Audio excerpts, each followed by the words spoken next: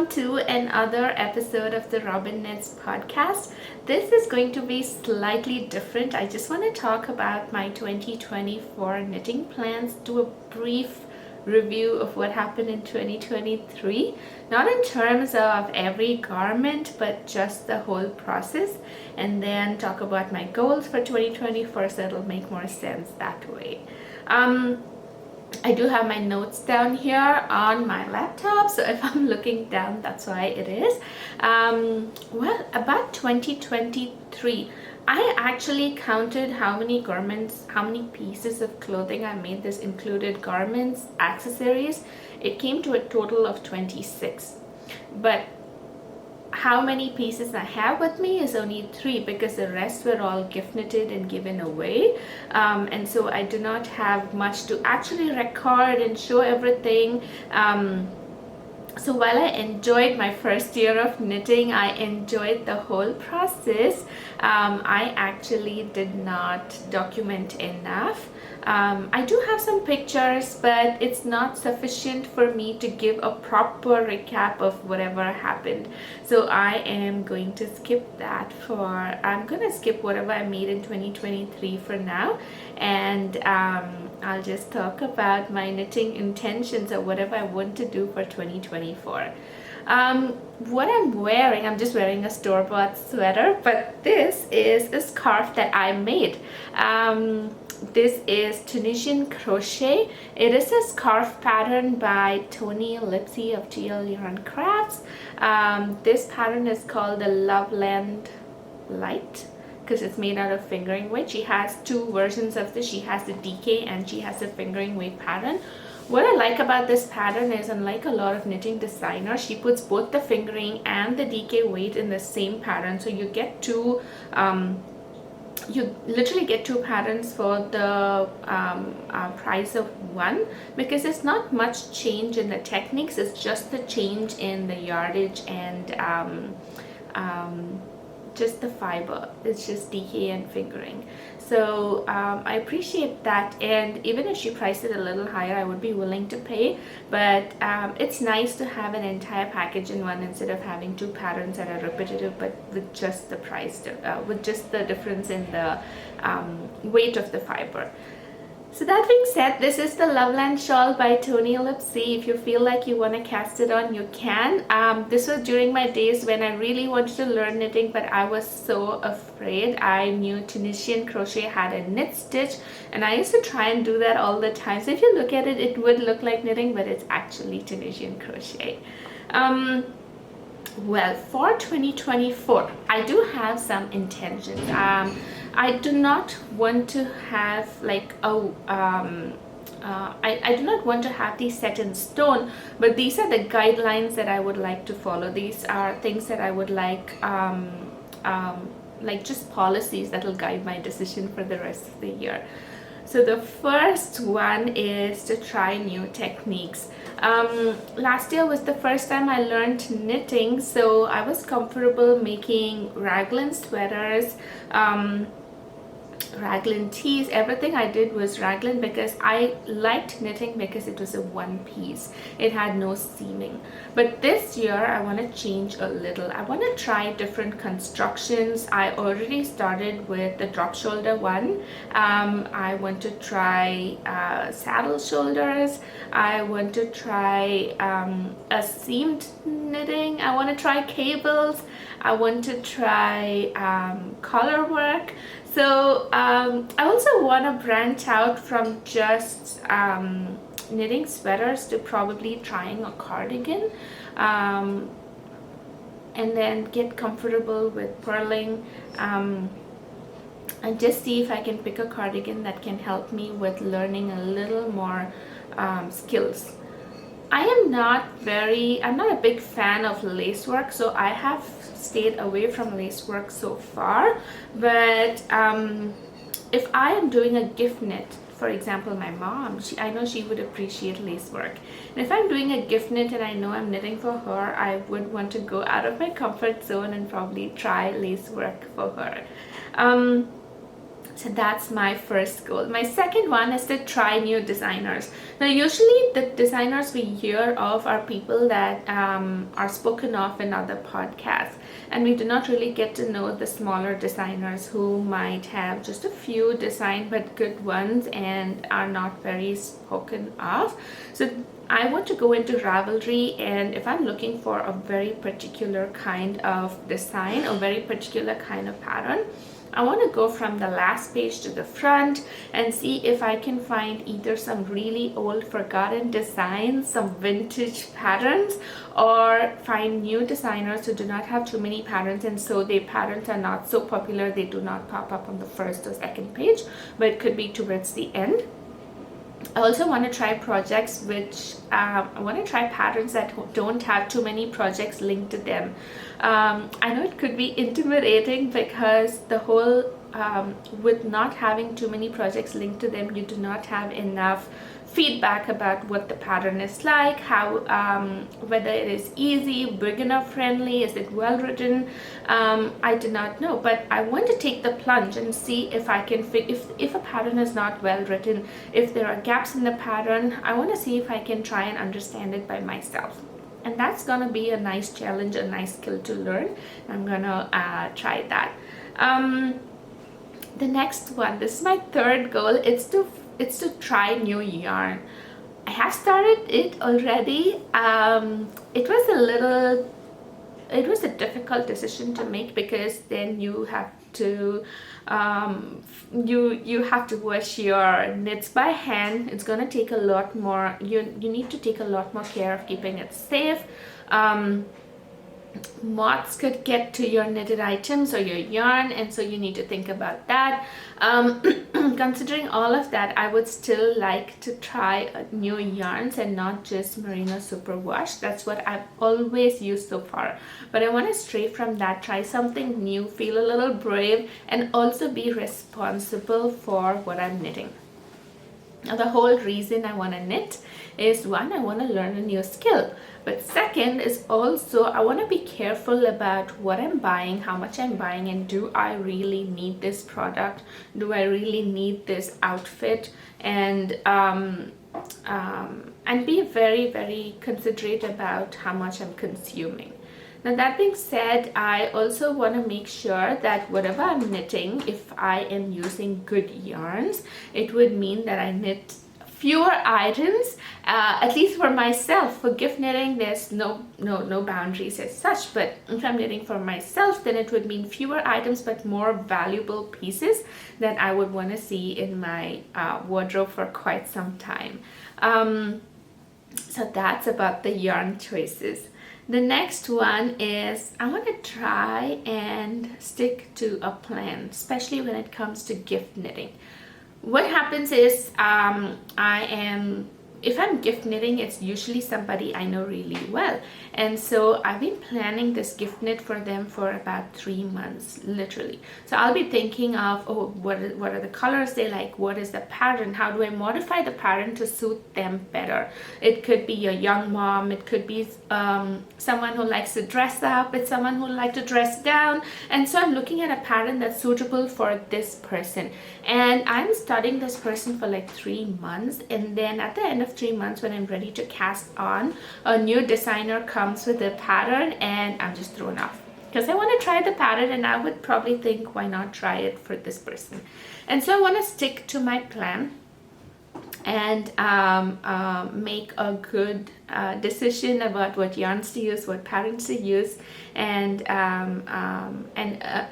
just appreciate my work for this person. I also believe gift knitting gives the time for you to think about this person. As you're studying this person, you also get to know a little more about them, and so you know what are things that they might probably need, or what areas they need, what areas they would need your support. And these are good ways to support them, not just by knitting, but just probably praying for them or talking to them. And that is one of the reasons I really, really like gift knitting. The next one is, I think every knitter's goal is to knit from stash.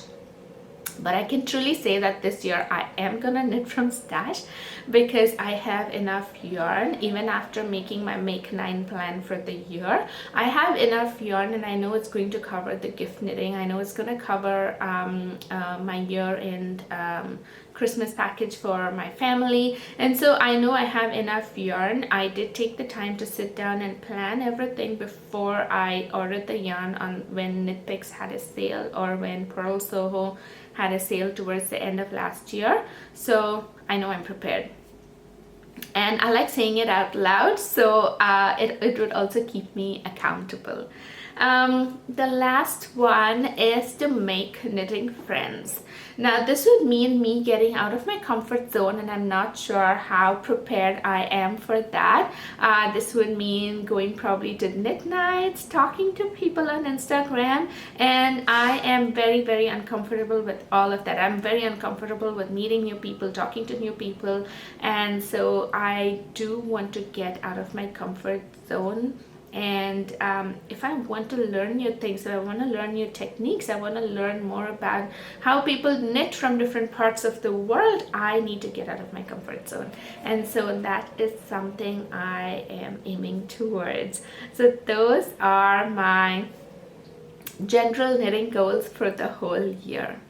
Now I have a Make9 list already ready.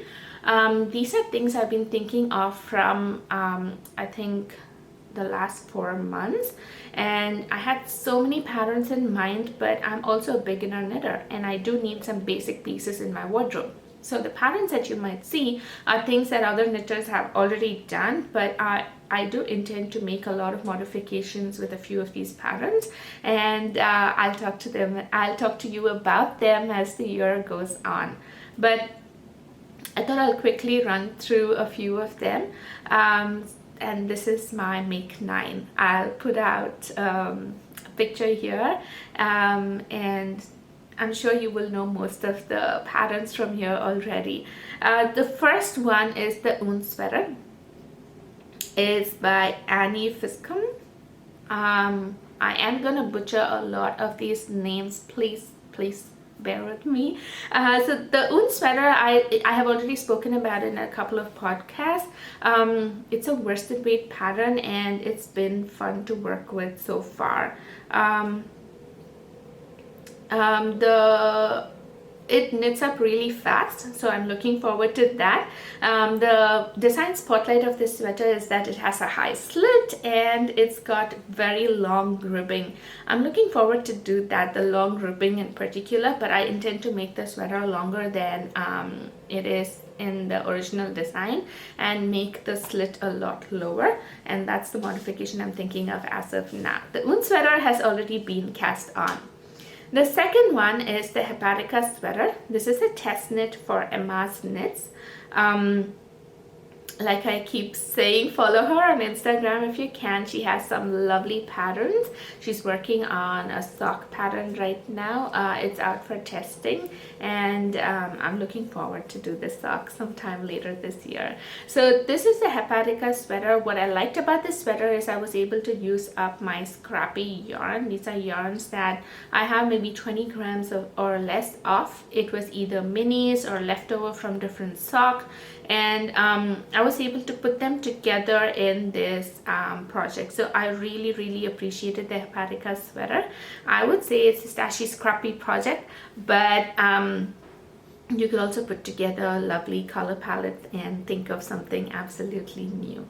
The next one is the Spring Fling sweater. It is by the Petite Knitter.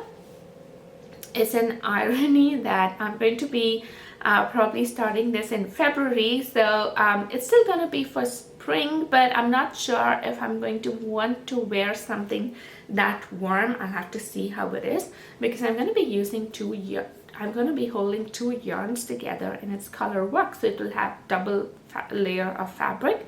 So it would already mean DK and then another DK, so it's going to be bulky weight, at least on the color work part. So I'm not sure how it's going to, at what time of the year would I actually wear it, but I'll keep you updated as it happens. I'm gonna have a swatch party sometime later this week, so as the year goes, I'll probably bring that up on my podcast and talk about it as well. The next one is the Cold Lemonade. It is designed by Sofia Isagire. It's just it's like a boat neck striped sweater. I want to do it in the exact same colors. The yellow might not be as bright because I'm using the Tin Line.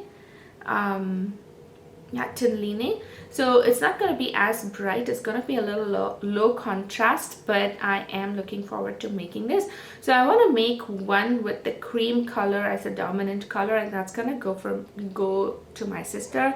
I'm going to make another one that's going to have the yellow as the dominant, and that's going to be for me. I'm going to make hers first. I'll see how it fits. She is a couple of sizes smaller than me, so I'm going to see how it fits, because I've also heard that this sweater is it has a lot of positive ease, and so you need to be careful when you're knitting it. So I want to knit the smallest size, see how it fits. If it fits me, then I'll have to do some math to go down a few sizes, to go down to redo the stitches and see how I can make it as something that she would enjoy a little more. I also like the idea of this being a gift knit for her, because she lives in a much warmer climate, and she'll be able to, the yarn I use in this is going to be more suitable for her. So I'm looking forward to make this for her. We'll be twinning in a different way, same colors, just different dominant colors, and I'm looking forward to make that. I'll probably make hers first and make mine a little later during the year, but I put these together as one project for my Make9. The next one is the Cozy Classic Lite by Jessie Made Designs. Everybody already knows about this. I know one of the podcasters, I am blanking on her name, she also has a dyeing studio. She also has a dyeing business. I'll put her name here. I'm gonna look her up and put her name. It is a very familiar name, but Burgess and Lily. Yes, I think that's the one. Yes, I'll anyway put her podcast details out here. She was running Make Along, but it ended. It ended, I think, on the 9th of Jan, but I was looking at the projects and I was really inspired. Now, one of the reasons I really want to make this is I want to make it to look a little dressy. I want to make a cropped version but long sleeves and wear it over dresses.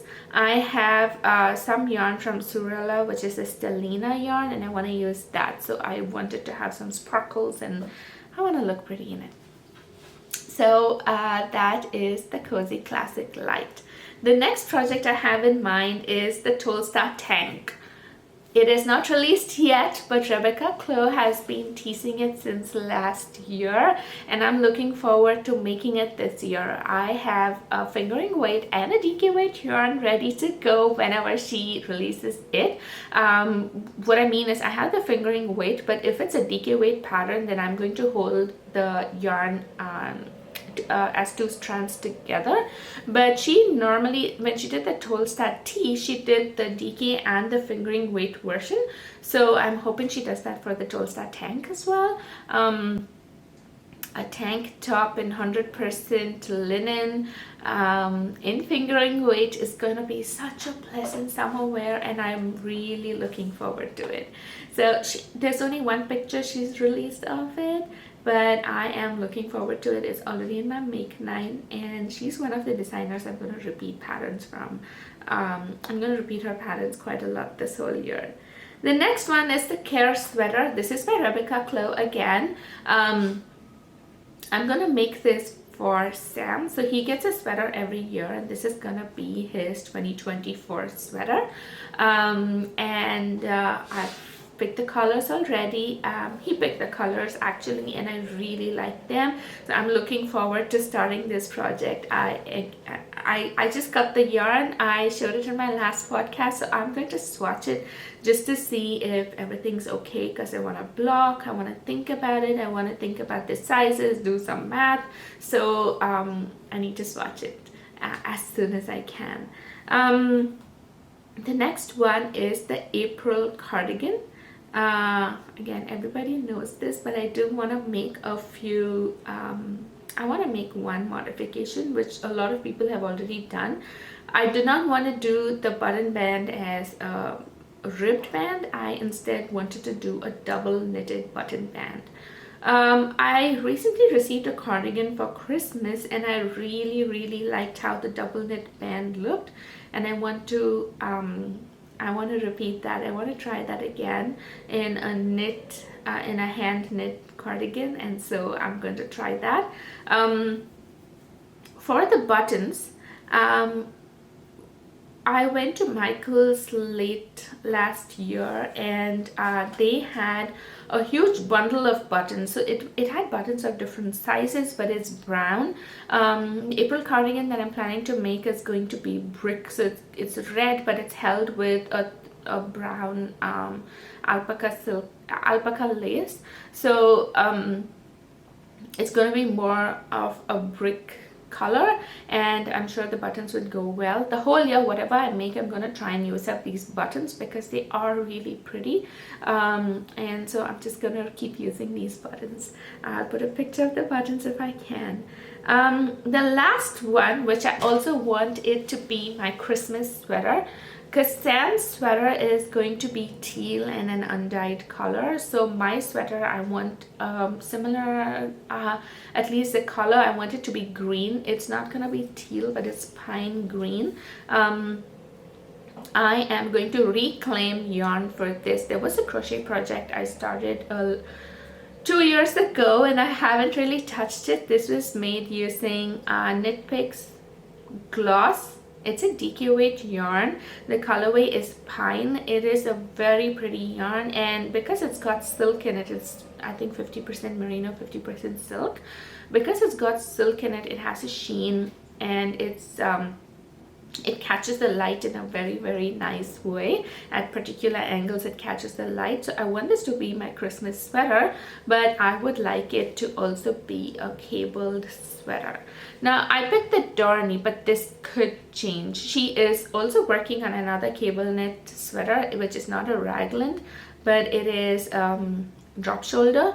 And if I like that pattern better, I know it's also a little more, I know it's not complicated, but I know she's got at least 2 different cables that go on in it, and if I like that better, that's definitely a sweater that I'm going to pick.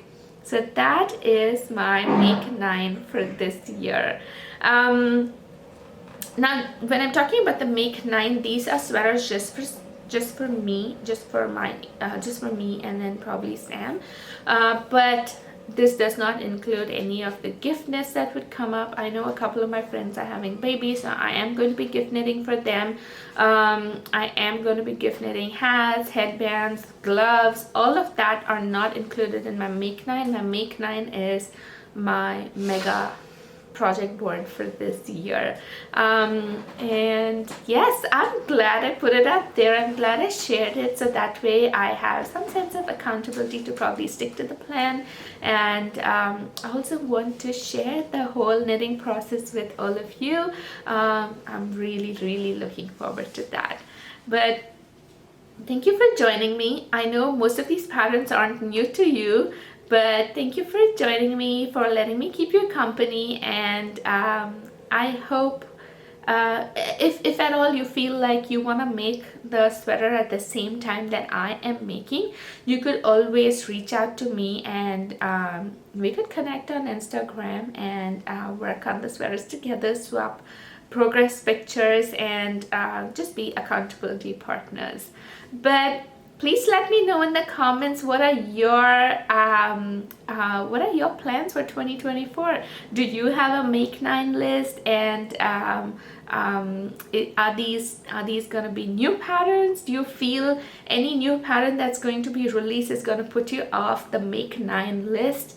And how flexible do you feel a Make9 list should be? I feel it should be flexible, but these are also patterns that have sat so long in my queue, and I really want to get to it. And I know that if I don't put it down on paper and stick to the plan, I'm gonna keep looking at newer patterns and just have a scrambled brain, and that's the only reason I put it down on paper. But if you have a Make9, please feel free to share. I'd like to see what other projects everyone wants to make. I want to see if I can discover new designers that way, and yeah, we could always support each other through just leaving comments down and giving suggestions and sharing tutorials, things like that. But thank you for hanging out with me. I hope you have a lovely day, and I'll